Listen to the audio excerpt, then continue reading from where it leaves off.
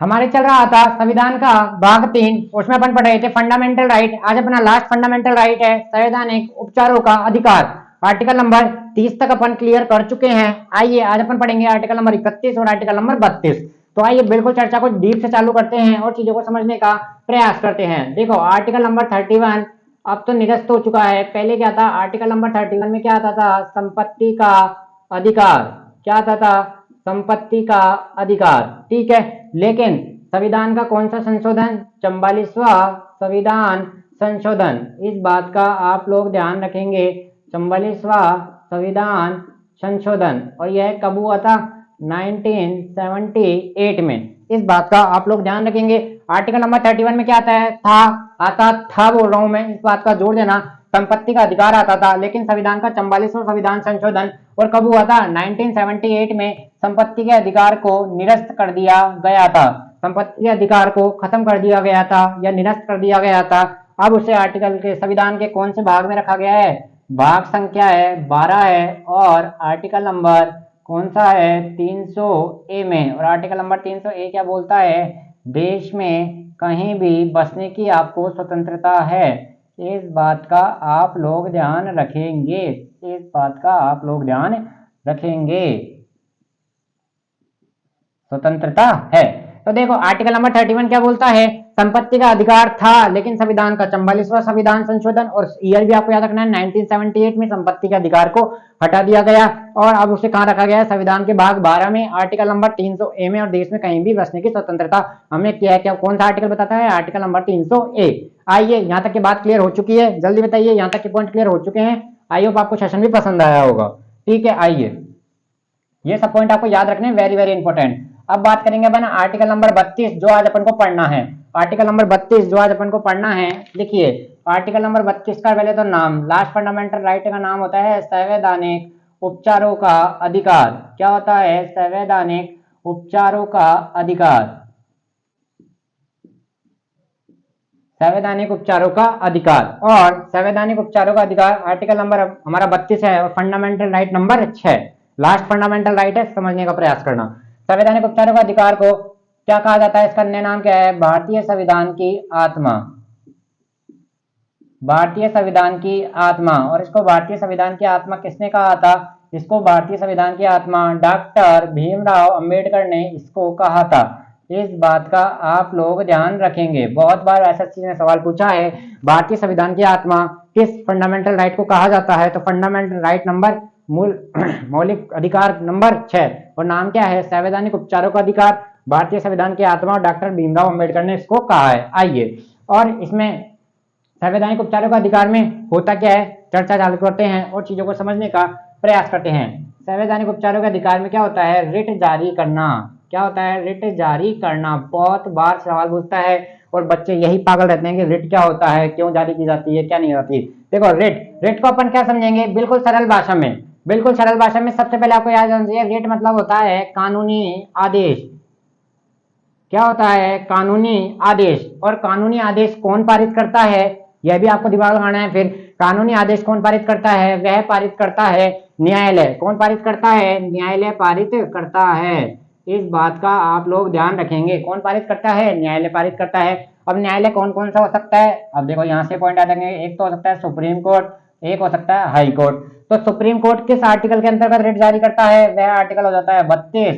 और high court किस article के अंतर्गत रिट जारी करता है, वह हो जाता है आर्टिकल नंबर 226। जब मैं आपको हाई कोर्ट पढ़ाऊंगा, न्यायालय पढ़ाऊंगा, उसमें भी यह बात आएगी। हाई कोर्ट के पास रिट जारी करने का पावर कौन सा आर्टिकल देता है, वह आता है आर्टिकल नंबर 226। और सुप्रीम कोर्ट कौन सा देता है, आर्टिकल नंबर 32। अब बात करते हैं रिट जारी क्यों की जाती है।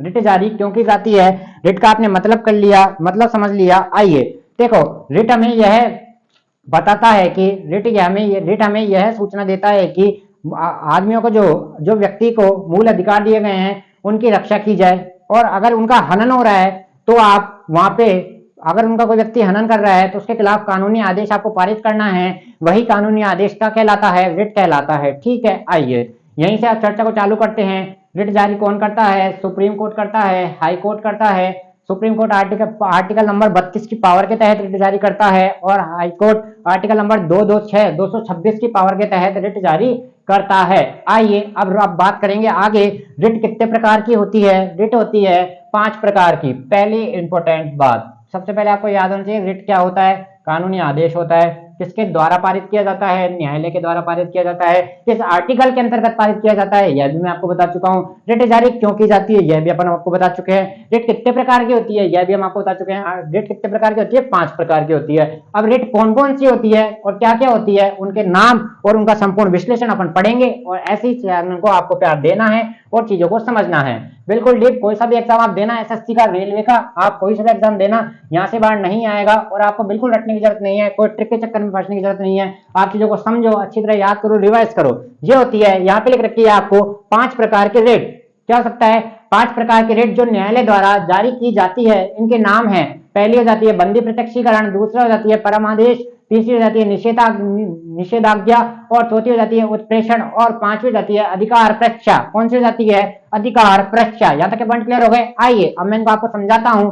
देखो, पहला होता है बंदी प्रत्यक्षीकरण में क्या होता है, अगर किसी व्यक्ति को हिरासत में लिया गया है, अगर किसी व्यक्ति को हिरासत में लिया गया है, अगर किसी व्यक्ति को हिरासत में लिया गया है तो उसे न्यायालय में पेश करना आवश्यक है, तो उसे न्यायालय में पेश करना आवश्यक है।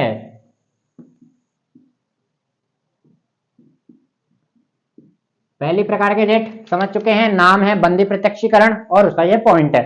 सबसे पहले अपन याद रखेंगे पहली रिट कौन सी होती है, बंदी प्रत्यक्षीकरण। और अपन दिमाग में लगाएंगे, अगर किसी व्यक्ति को हिरासत में ले लिया, जैसे आप एग्जाम ले लिया, मेरे को पकड़ लिया गया, तो मेरे को जिन्होंने पकड़ा है, मतलब पुलिस वालों ने पकड़ा होगा, तो उनको मेरे को कोर्ट में पेश करना ही होगा। ठीक है, ये इसमें आपको पहला बताया गया है। नंबर 2 आता है परमादेश। परमादेश में क्या बोलता है, इसका पॉइंट आपको पढ़ना है। आइए देखो, एक सार्वजनिक अधिकारी होता है, जो ऑफिसर होते हैं, उनके कर्तव्यों का पालन करने के लिए, तो इसका पॉइंट अपन याद रखेंगे, सार्वजनिक अधिकारी के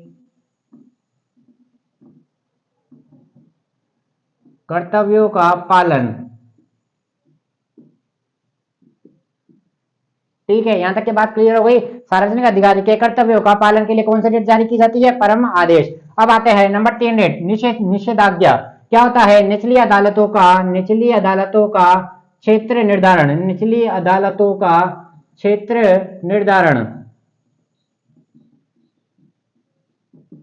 ठीक है, जो भी हमारी निचली अदालतें हैं, जिला न्यायालय, उनका क्षेत्र निर्धारित कर दिया जाता है कि आप इन्हीं, आपके अधिकार यही रहेंगे, आप इन्हीं, मतलब जैसे क्या होता है, इसमें अदालतों के भी क्षेत्र निर्धारित होते हैं कि ये कोर्ट यहाँ पे वाले केस आएंगे, यहाँ पे ये वाले केस आएंगे, उनका निर्धारण है। अगला आता है उत्प्रेषण। उत्प्रेषण क्या होता है, निचली अदालतों के आदेश का निरस्त करना। ठीक है, आदेश को निरस्त करने के लिए जो रिट जारी की जाती है वह क्या बोली जाती है, उत्प्रेषण बोला जाता है। अब आता है अधिकार प्रच्छा। अधिकार प्रच्छा क्या होता है, कोई भी संवैधानिक पद पे कोई व्यक्ति बैठा है, उसकी वैधता की जांच करने के लिए जो रिट जारी की जाती है उसे क्या कहा जाता है, अधिकार प्रच्छा। तो आप याद रखेंगे, संवैधानिक पद पे बैठे हुए व्यक्ति के लिए, संवैधानिक पद पर बैठे व्यक्ति के लिए व्यक्ति की वैधता की जांच करने के लिए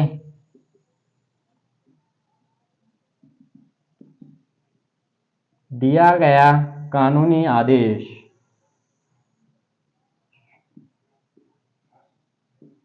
यहां तक के पॉइंट क्लियर हो गए। तो आपने पढ़ा रिट क्या होता है, रिट क्यों जारी की जाती है, कितने प्रकार की होती है, 5 नाम आपको याद होना चाहिए, विद डिटेल आपको समझा दिया गया है। आई होप आपको आज का सेशन पसंद आया होगा।